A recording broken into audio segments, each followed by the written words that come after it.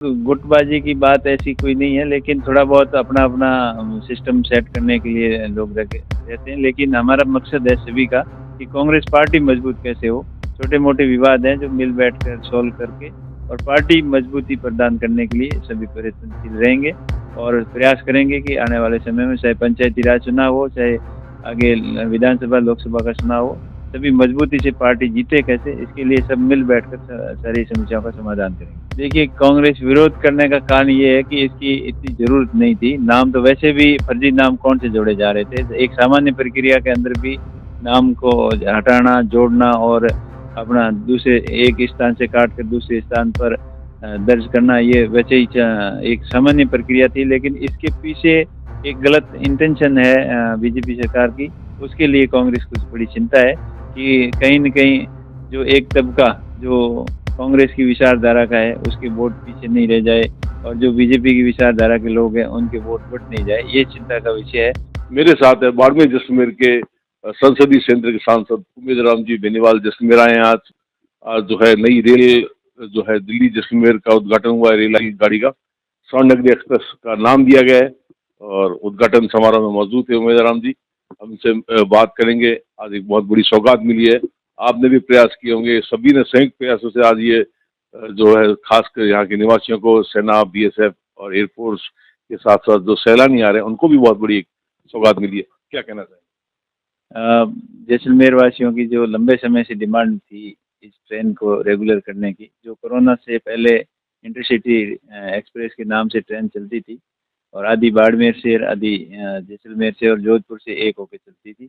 तो अभी जैसलमेर के लिए स्पेशल ये ट्रेन जैसलमेर वासियों की लंबी मांग को देखते हुए माननीय रेल मंत्री जी ने इस मांग को माना और ये जैसलमेर वासियों के लिए नई सौगात मिली है। इसके लिए रेल मंत्री जी की बधाई और तमाम जैसलमेर वासियों को बहुत बहुत बधाई कि आपकी मांग को हमने अच्छी तरीके से रेल मंत्री जी के सामने रखा और उन्होंने आपकी मांग को माना और सुना।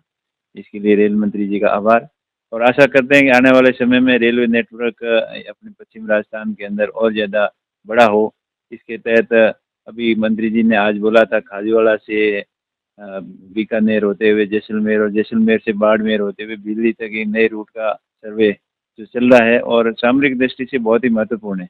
हमें आशा है कि रेलवे मंत्रालय अच्छा काम कर रहा है और रेलवे मंत्री खुद राजस्थान से है और राजस्थान का विशेष ध्यान रखते हुए ये इस बड़ी परियोजना की सौगात अपने थारवासियों को मिलेगी।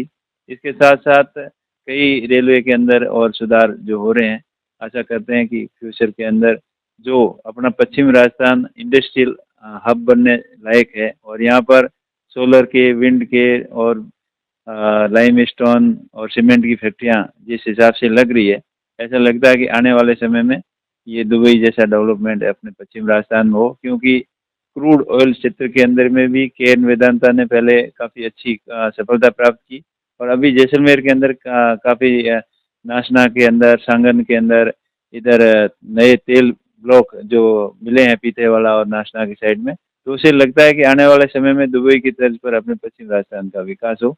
इसके लिए सुनहरा अवसर है और इसको देखते हुए रेलवे का नेटवर्क ज़्यादा से ज़्यादा यहाँ डेवलप होना चाहिए। अब हम बात करेंगे, अभी जब दिशा की बैठक हुई थी आपने अधिकारियों पे कई प्रकार के नाराजगी व्यक्त की थी, उनपे कई प्रकार के उनपे आरोप भी लगाए थे। क्या कहना चाहेंगे, जैसलमेर बाड़मेर अधिकारी जो है क्या काम नहीं कर रहे या कहीं न कहीं मतलब जो है पब्लिक के जो काम होने चाहिए नहीं होने चाहिए? आप बार बार जैसलमेर की दिशा की बैठक में भी आपने आरोप लगाए थे, बाड़मेर की बैठक में भी और अभी बालोतरा की बैठक में भी जो है आपने कई प्रकार की ऐसी बातें उठाई थी। क्या कहना चाहेंगे, ये किस तरह की काम हो रहा है? सरकार का जो फोकस है जो लोगों को न्याय मिले, लोगों के काम हो नहीं रहे हैं या आपका कुछ और रीजन है? देखिए, सरकारी योजनाओं को धरातल पर उतारना अधिकारियों की जिम्मेदारी होती है। अगर वो अपने कर्तव्य के प्रति जिम्मेदार न होते हुए लापरवाही करते हैं तो ये बड़ी दुर्भाग्य की बात है और कहीं न कहीं उनके ऊपर कंट्रोलिंग सिस्टम ठीक नहीं होने की वजह से ऐसा होता है। विशेषकर नगरीय निकाय में जैसे नगर परिषद बाड़मेर हो गया या बालोतरा के अंदर हो गया, या यहाँ बहुत ज़्यादा भ्रष्टाचार हुआ है। ऐसे मानो कि यहाँ पर 100 रुपये में से 30 रुपये खर्च हुए, 70 रुपये बिल्कुल गबन हो गए, ऐसा प्रतीत हुआ, सामने आया। इसके इसके ऊपर विशेष फोकस दिया गया और अधिकारियों को पाबंद किया गया कि आप आखिर आपकी जिम्मेदारी है और आप सरकारी पैसे का दुरुपयोग क्यों कर रहे हो। यही था। और बाकी और भी जैसे जेजेएम है, जेजेएम बहुत ही बड़ी महत्वाकांक्षी योजना थी भारत सरकार की, कि हर घर तक स्वच्छ जल पीने को मिले, लेकिन धरातल के ऊपर अधिकारियों की निरंकुशता और प्लानिंग की कमी की वजह से लोगों को फायदा नहीं मिल रहा है और पैसा बर्बाद हो रहा है पानी की तरह, लेकिन पानी के लिए लोग तरस रहे हैं। और उसके साथ साथ में विद्युतीकरण का काम, जो हर घर तक बिजली मिले, वो भी काम अभी धीमी गति से चल रहा है। अभी टेंडर तो हुए हैं जैसलमेर, बाड़मेर और बालोतरा के लिए, शेष जो लाइट से वंचित घर है उनको 100% जोड़ना, लेकिन वहाँ भी सर्वे के अंदर कहीं न कहीं ढिलाई चल रही है, क्योंकि पहले भी दीनदयाल योजना के अंदर का भी बहुत बड़ी योजना थी और अगर सही काम करते तो प्रत्येक घर जुड़ जाता, लेकिन लापरवाही की वजह से लोग पीछे रह गए। पर इस बार अगर सतर्कता नहीं रही तो लोग पीछे रह सकते हैं। इसके लिए सभी अधिकारियों को निर्देशित किया कि कोई भी घर सर्वे से पीछे नहीं छूटे और कोई भी घर कनेक्शन से वंचित नहीं रहे। इसके लिए अपनी जिम्मेदारी से काम करे, इसके लिए निर्देशित किया गया। डिस्कॉम में भी बहुत बड़ा भ्रष्टाचार है। फतेहगढ़ में जो जैसलमेर का जिले का फतेहगढ़ उपखंड है, वहाँ पर भी जम के भ्रष्टाचार हुआ है। जो डिस्कॉम के में 3 अधिकारियों को पहले सस्पेंड हुए थे, कल उनको अरेस्ट भी कर लिया गया है। एक एईएन, एक जीएन, एक असिस्टेंट जो राजस्व अधिकारी है, उनको वो कल अरेस्ट किए गए। क्या कहना चाहेंगे? वाकई डिस्कॉम में भी ये स्थिति अब देखिए, डिस्कॉम में लंबे समय से बड़ी शिकायतें आ रही थी और जो पैसे लेकर कनेक्शन करना, बारिश से पहले कनेक्शन देना, किसान बहुत परेशान होते थे। जिसका ट्रांसफार्मर खराब हो जाता था उसको बदलने के लिए महीनों चक्कर काटने पड़ रहे थे। अभी जो डिस्कॉम के एमडी हैं वो ईमानदार आदमी है, अच्छे आदमी है, वो काफ़ी कंट्रोल कर रहे हैं और उसी कड़ी के तहत वहाँ लंबे समय से शिकायतें मिल रही थी तो ये कार्रवाई की और इनको भ्रष्ट अधिकारियों को पकड़ा। और ऐसे ही हर क्षेत्र के अंदर अगर शिकायत के ऊपर सख्ती से कार्रवाई होगी तभी किसानों को राहत मिल पाएगी और डिस्कॉम का सिस्टम सुधरेगा। बात तो राजनीति करनी चाहिए। ध्रुवीकरण जो हो रहा है, कई गुटबाजी है। जैसलमेर में जो पहले गुट थे, अभी जो है कह रहे हैं कि वापस हम सब मिल के काम करेंगे। अध्यक्ष अमरदीन फकीर जी को बनाया गया है जो है जिला अध्यक्ष के रूप में। वे घर घर भी गए थे रूपाराम जी के, तो वो भी गुटबाजी करने खत्म करने में लगे हुए। बाड़मेर में भी ये स्थिति बन रही है। क्या कहना चाहेंगे? कांग्रेस में किस तरह जो है इस गुटबाजी उलझी हुई है? वहाँ कर्नाटका का इशू तो आपके सामने ही है, आप चल ही रहे हो। देखिए, सबसे पहले तो अभी नवनियुक्त जिला अध्यक्षों को मैं सभी को बधाई देता हूँ और आशा करता हूँ कि वो अच्छा काम करेंगे। सभी एक दूसरे का साथ में मिलकर तालमेल बैठा के काम करेंगे और जो भी मन मुटाव रहा है, दूरियां रही है, उनको मिल बैठ के समाधान करने का प्रयास करते हुए कांग्रेस पार्टी को मजबूती प्रदान करेंगे। मतलब सचिन पायलट ने भी कहा था कि सरकार जो है चुन चुन पे जो है कांग्रेस के नेताओं पे वो कर रही है, उनको मतलब हर तरीके से परेशान करना, ये करना। क्या लग रहा है, वाकई ऐसा हो रहा है या ये आरोप प्रत्यारोप की बातें हो रही है भाजपा कांग्रेस की? बिल्कुल, भाजपा के शासन के अंदर काम कम होते हैं और आरोप प्रत्यारोप ज्यादा होते हैं। ये तो 70 साल के अंदर कुछ हुआ ही नहीं, ये गिनाते रहते हैं हमेशा और कि हमने जो भी किया है 10-12 साल के अंदर ही किया है, ये हमेशा कहते रहते हैं, इनकी आदत है। और जिस तरीके से नेताओं को टारगेट किया जा रहा है और भ्रष्ट अफसरों का जमावड़ा हर जगह जमा कर रहे हैं, वो चिंताजनक है और पब्लिक का काम नहीं हो रहा है। इसका जवाब आने वाले समय में पब्लिक देने के लिए तैयार बैठी है। बाड़मेर में भी कई प्रकार की ऐसी गुटबाजी चल रही है जो है। व्यवहाराम जी की अलग बात है, हरी चौधरी, अमीन खां, ये सब किस तरह जो आगे चुनाव में आप अपनी नैया पार लगाएंगे? देखिए, गुटबाजी की बात ऐसी कोई नहीं है, लेकिन थोड़ा बहुत अपना अपना सिस्टम सेट करने के लिए लोग रहते हैं, लेकिन हमारा मकसद है सभी का कि कांग्रेस पार्टी मजबूत कैसे हो।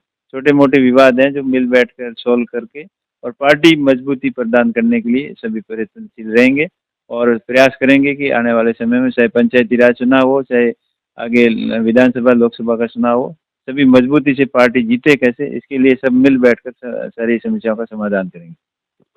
कई प्रकार की अन्य समस्याएं जैसे चल रही है जिले में, कई पुरानी नहरी भूमि का आवंटन है और भी अभी जैसे ये आंदोलन चला था ओरन भूमि वाला, वो भी अभी तक मतलब आगे बढ़ नहीं पा रहा है।